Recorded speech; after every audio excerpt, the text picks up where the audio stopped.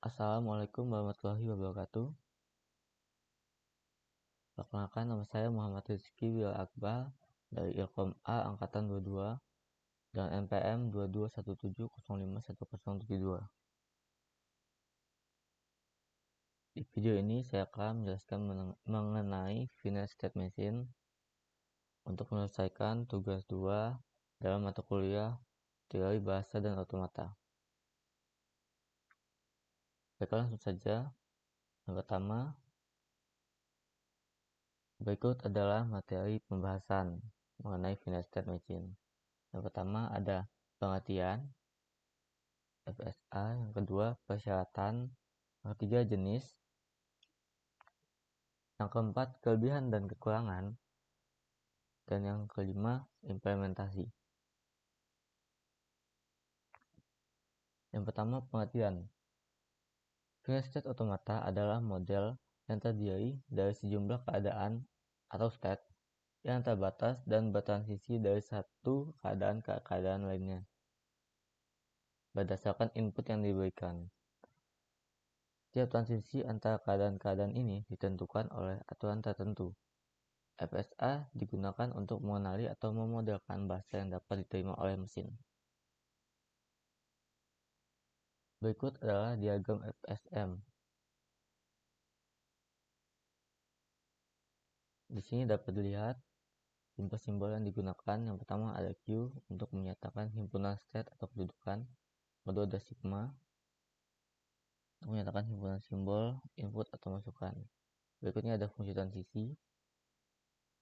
Dan S untuk menyatakan state awal atau kedudukan awal. Dan F untuk menyatakan himpunan state akhir. Lalu bisa dilihat di sini ada lingkaran yang digunakan untuk menyatakan state dan diberi label sesuai dengan nama state. Contohnya di sini ada state 0 dan state 1.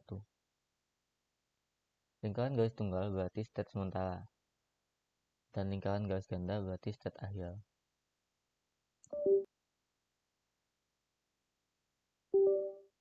Selanjutnya, anak panah menyatakan transisi yang terjadi dan labelnya menyatakan simbol yang membuat transisi antar state.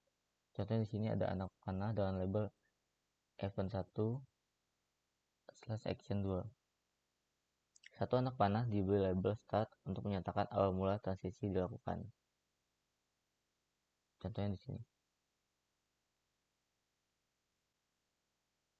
Selanjutnya, prasyarat atau prerequisite atau pengetahuan yang diperlukan untuk memahami FSA. Di antaranya yaitu yang pertama ada abjad atau alfabet. Selanjutnya bahasa reguler, lalu logika dasar, teori himpunan, simbol, dan string. Jenis FSA. Di sini terdapat dua jenis FSA atau finite automata, yaitu DFA dan NFA. Yang pertama DFA atau deterministic finite automata. DFA adalah jenis automata berhingga di mana untuk setiap simbol dalam alfabet ada tepat satu transisi dari setiap keadaan ke keadaan lainnya. Ini berarti automata ini melakukan transisi ke keadaan tertentu saat membaca simbol. Berikutnya ada NFA atau non-deterministic finite automata. NFA adalah jenis automata berhingga di mana ada lebih dari satu transisi dari setiap keadaan untuk simbol tertentu. NFA dapat melakukan pilihan berbeda saat membaca simbol tertentu. Di sini dapat diperhatikan perbedaannya.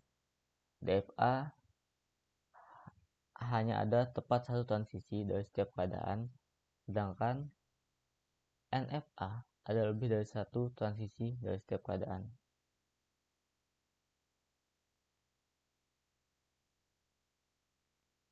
Selanjutnya, kelebihan dan kekurangan FSA. Kelebihannya yaitu sederhana dan mudah dimengerti. Efisiensi dalam kasus khusus, lalu komputasi ringan, mudah diimplementasikan, respon bisa diprediksi, dan mudah transfer dari abstrak menjadi kode program.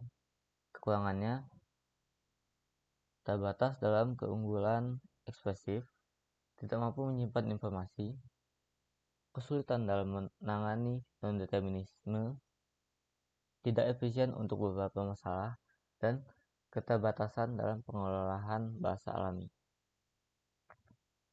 Lalu berikut adalah implementasi dari FSM. Contoh implementasinya yaitu sebagai digunakan untuk mesin otomatis, lalu digunakan untuk pengenalan pola, digunakan untuk pemrosesan bahasa alami. Selain itu juga dapat digunakan untuk video game dan robotika.